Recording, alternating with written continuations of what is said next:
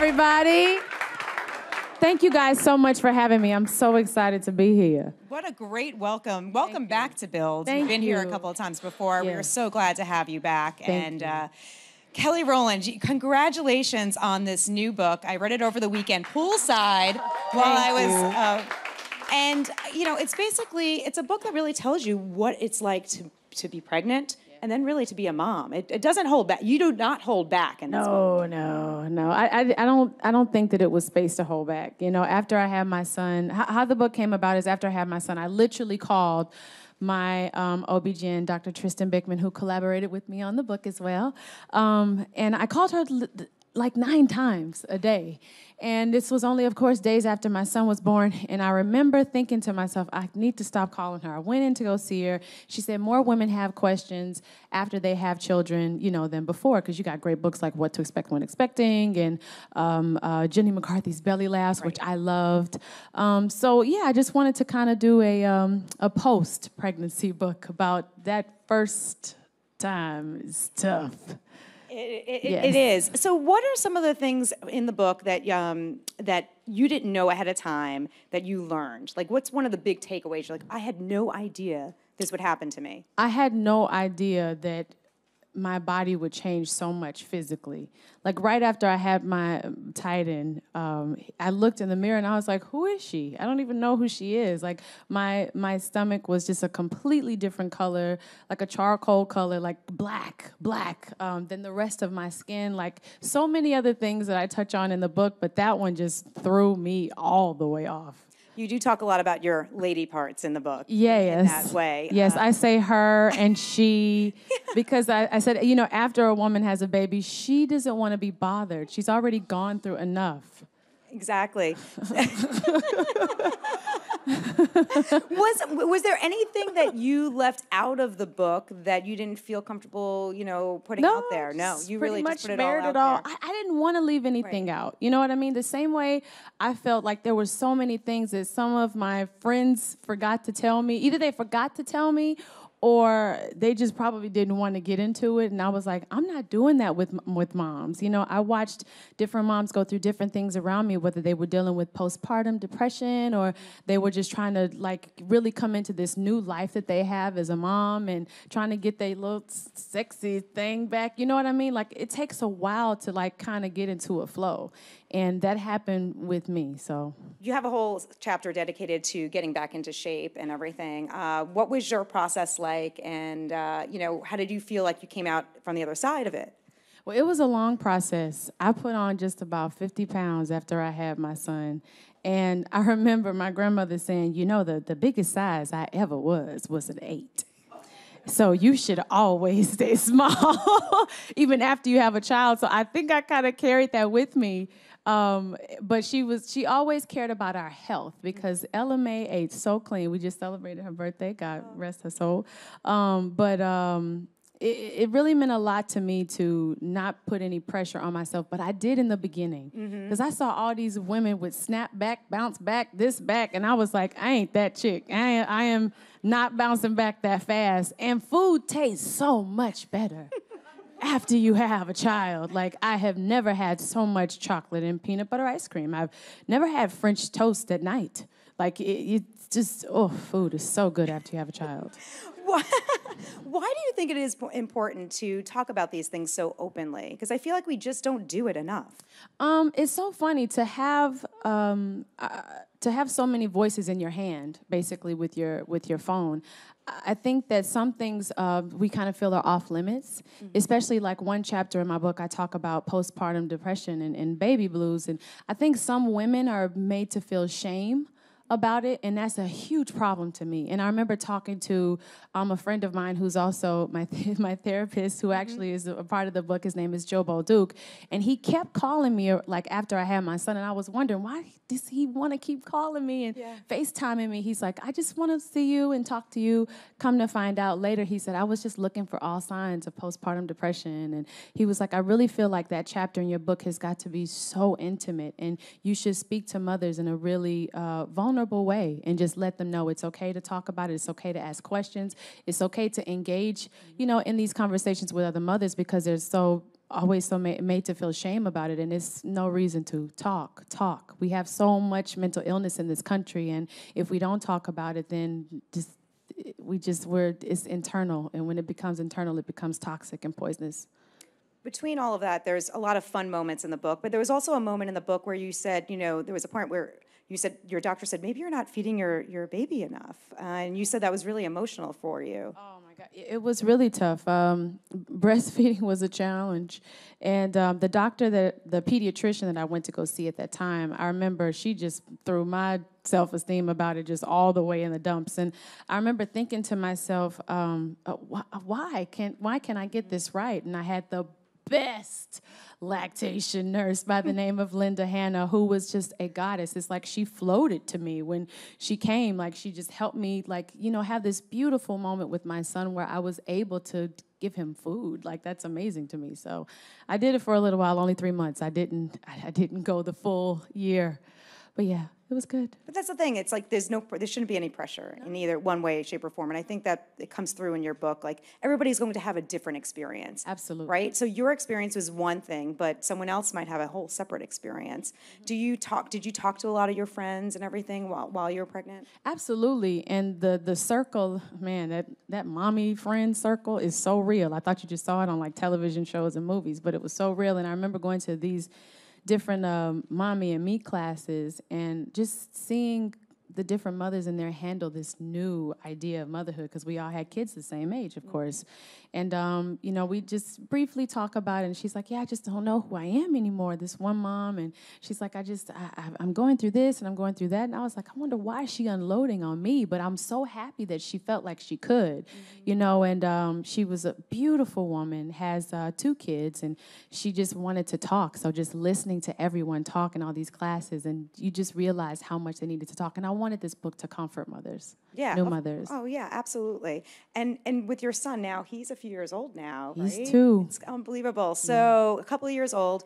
What's it like being a mom now that you're kind of through the other side of it? It's awesome. I love being Titan's mom. This kid just said that, are you Titan's mom? And I said, yes, I am Titan's mom. And one of the mothers said, yeah, it's no longer Kelly. No one knows who you are. Your identity's through your son. And I was like, that's fine. But he right now he's bilingual. He's speaking Spanish. And he's headbutting and hitting, and terrible twos are effective. Like they're in full effect. That's what I meant to say. They're in full effect. He's definitely on 100 right now, but he's awesome. You mentioned that the pregnancy brought you closer to your husband. Yeah, really. It did. Yeah, it can you did. talk a little bit about that? And whereas sometimes it could bring couples apart, but for you really got closer. Well, here's what happened. I think when I brought my son home, and my husband, he was so helpful. Thank you, baby.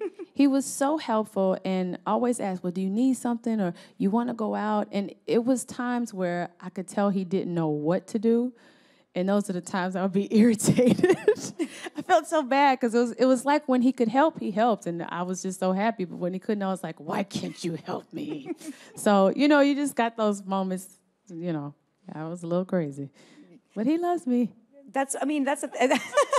It shows, right? You're like, okay, that's it. It's like it's on. Yes. So would you, when this was hard, it was easy, it was hard, there were different parts of it, would you ever think about doing it again? And if so, would you do anything differently? I do want to do it again. Not anytime soon. I've so been in a happy place in the studio, and I don't want to be anywhere else. I feel bad sometimes because just getting into that working motherhood situation has been a challenge, but I'm loving being in the studio, but not now. I want to take some time and just have my music and be able to tour again. I miss touring and miss making music, and it'll probably be another 2 years before I decide to have a child. Okay. Yeah. So brother or sister, maybe. Yeah. Doesn't even matter. I said that with Titan. I didn't even care what the sex was. I just wanted to be a healthy, happy baby. So do you bring him around with you when you're out on tour? Not on tour, because I know you haven't been, but like when you're out on appearances and everything, and does he get what mommy does? He does. Last week was his first time seeing me on a stage singing, and he said, Mama cantar? Like he's like, with our nanny, and she said that evening he said, Mama Mom must sound good. Mom must sing pretty. So that made me so happy because funny enough, I was so nervous. Like, because he was really the only person I was trying to impress. And I did. I made him, I impressed my son. That made me very happy. I love that. We talked a little bit about getting in shape and healthy eating and everything like that earlier. Recently, you shut down a body shamer on Instagram, I think it was. Yeah. And you know that's really that's an important thing to do. What's it like being in the public eye and that kind of thing now? And why do you think it's important to kind of speak up for yourself and for other women? Because that person is miserable, and sometimes they just need to shut up. Yeah. And it's just that simple. Right. For me, I just heard a quote. I just saw a quote, though, today, and I really need to follow it because it says, lions don't listen to dogs barking or something somebody showed me. And I was like, oh, that's so true. Okay, I'm a lioness. That means I can't hear the sound of this dog barking, but I really want to shut this dog down right now. Yeah. I have to bark back, you know? So. Yeah. Yeah, it's like that's okay. You know, you gotta shut up. It's part of the industry too. It's part of what it's a different world from when you got your start. Yeah. Actually, 20 years ago this year, right? Destiny's Child hit the scene. You guys formed. Does it? Does it? What's the "oh Jesus" mean? Man, I can't believe it's been 20 years. That's mind-blowing to me. I can't believe that. I just heard that in Shine, and I was like, dang, B, 20 years. You said it out loud. But it's been an awesome 20 years. I really can't complain, and to still be able to be here talking in front of you, having you all here, and people wanting to, be engaged with me, that's a blessing. So 20 years, wearing it well. 20 years and going. I want to talk about your solo music, because last time we spoke a couple of years back, you were putting out some music, but 20 years Destiny's Child doesn't feel that long. Next year will be 20, I guess it'll be 20 years since the release of your debut album with Destiny's Child. Do you think you'll do anything to celebrate? We haven't talked about it. One is gonna have some babies, and I'm gonna work, put out a record, and I think, oh my God, Michelle is working on some secret stuff right now, so I'll just be quiet on that. But it's some beautiful things happening with us individually, so I just feel like, we haven't talked about it. When we do, we would want to definitely surprise people, which we've all said before. But no, nothing cooking. Sorry. Right. I know you guys reunited last year for the Mannequin Challenge, so maybe that was really fun. That was for Titan's birthday party. It's so cute. It's really cute. But you guys are so close. And so here you are putting out a book on motherhood, and one of your close friends, Beyonce, is about to have twins. Do you guys talk about motherhood? And if you do, what do you talk about? Me and all my girlfriends talk about motherhood. It's so interesting to grow up with people and you see how everybody's just evolving, having kids and getting married and doing all these different things with their businesses. And I'm just so proud of all of us, and just it's awesome to watch. And it's really a blessing, too. You realize how beautiful friendships are. Yeah, especially when they're long-lasting. Yes. For sure. Absolutely. So 2013 was the last time you put out your last solo album. It's been about almost 4 years, right? I know, guys, I'm coming. By the way, all my fans have been so supportive, but now they're like, we've hit a ceiling. Right. You need to stop. So, and the truth is that I recorded before I had Titan. I recorded after I had Titan. But 7 months ago, just shifted everything sonically. Huh. And it's in such a warm space, and I'm very happy to say that, and that's all I'll say. But Sham is a producer that I'm working with on this record. He's worked on so many great artists, from Jay to Kanye, and his sound just fits in so perfectly with mine, and I'm so excited. That's all I'll say, but it's coming. It's coming. It's coming. Yes, all right. So no timeline really yet. No. Yeah. For me, because it's been so long, once I feel like everything is done and it has all the strings tied and everything on it, I'm just putting it out. Mm-hmm. I'm putting it out, and it'll definitely be distributed, but I'm putting it out as soon as it's done. Amazing. I love to hear that. I know, no more holdbacks, right? No more holdbacks. We want to hear your music. But absolutely. Because the thing is now I finally have the guts that it really takes to put out the record, where it's just, I'm unapologetic, this record. It's everything that I want it to be. Amazing. Do you think being a mom has changed you in a way, and how in musically, or how you feel about, or you're approaching this? Absolutely. For me, it's the most bold I've ever been. And I think that I just wanted to be a good example for my son. And I wanted him to feel like whatever his creativity, whatever he decides to do, like it's going to be great. And I had to have that same kind of guts and boldness walking into this record. And when I finally heard something and it triggered every thought and it started pulling all of this melody out of me and everyone else in the studio, I was like, this must be it. You know, and bouncing off of writers who weren't in there, and they just come in there and everything just kind of like moves itself and shifts itself into place. That is mind-boggling to me. So it's a very exciting time, and I know my fans are finally happy to hear me say that. Yes. And it's coming All sooner than right. you think. Yeah. All right, sound-wise, you said it sounds maybe a little bit different, or can you tease a little bit about what we can expect? No, my roots are just here and louder than ever. Yeah. And it's such a good feeling. I just feel very rooted in R&B and in soul, and just in being creative and not being afraid to just try different things. Not far away from the box, but just to where it feels like life. It feels like a score, you know? The Voice, Australia. Yeah. We're going to be seeing you on there at some point, right, this year? Yes. Yeah. Yes. So what can we expect? I'm having a lot of fun while I'm out there, and I'm really amazed at the talent, like not just saying that, you know, because maybe somebody was like, well, tell them that you like it. No, I really actually love it. Yeah. And the thing, why I like it and love it, I'm loving this experience is because I'm meeting these kids, like, from everywhere, but of course from Australia. But I'm really amazed at how there's a new generation teaching themselves how to do something. Like it's like, oh, well, we couldn't afford a piano, but I made one. And I taught myself how to do it from watching clips from YouTube. Like, I'm really amazed by that because, you know, you talk to anybody else and they're like, oh, well, I took lessons and I did this and I did that. I'm amazed at the creativity. Like, the creativity level just in this generation just blows my mind. They're on another level. More creative than you? I mean, what's driven you through the years? What keeps driving you to this day?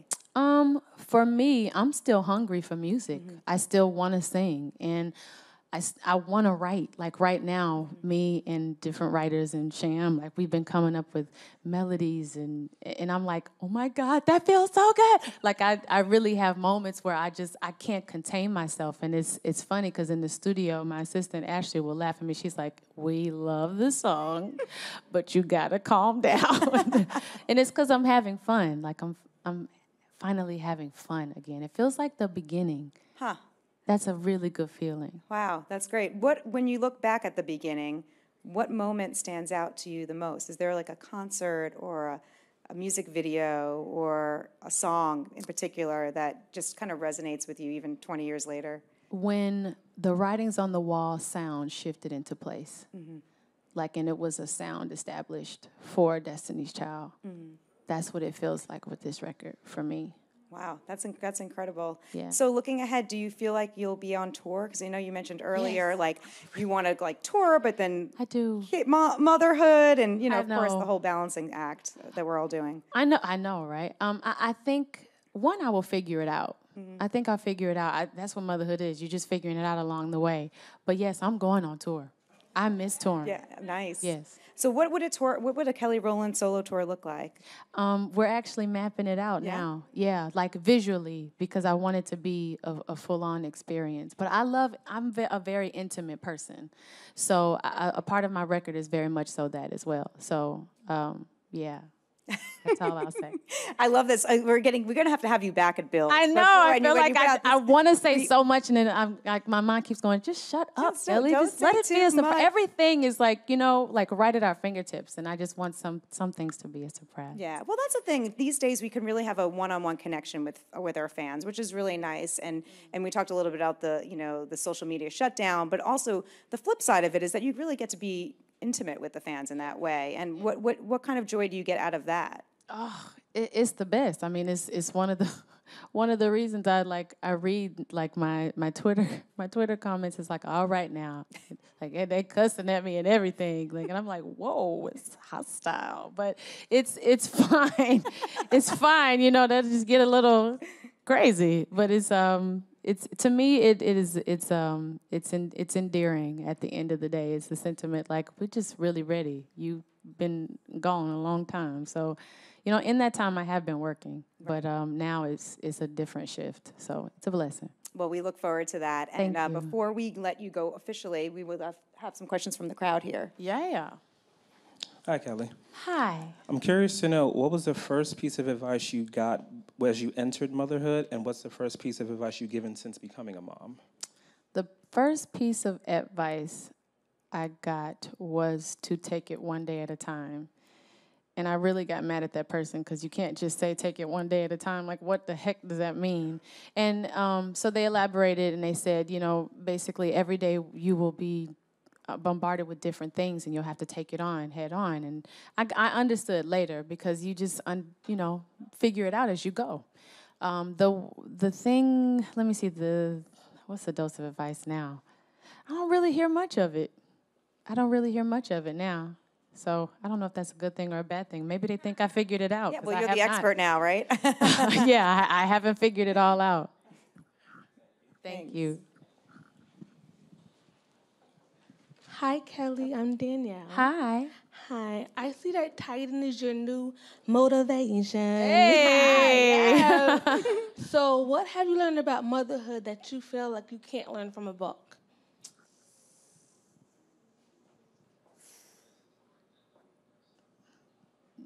I'll say it again. Figuring it out as you go. Because you don't know how you're going to handle, oh, my God, I'm stressed out. I'm trying to make this flight. I'm trying to send this last email. If I don't send this email, then I probably risk this relationship that I have. Like, it's so many things that happen, and I'm genuinely figuring it out as I go. Okay. I don't know. And do you think you and Beyonce can collaborate on something?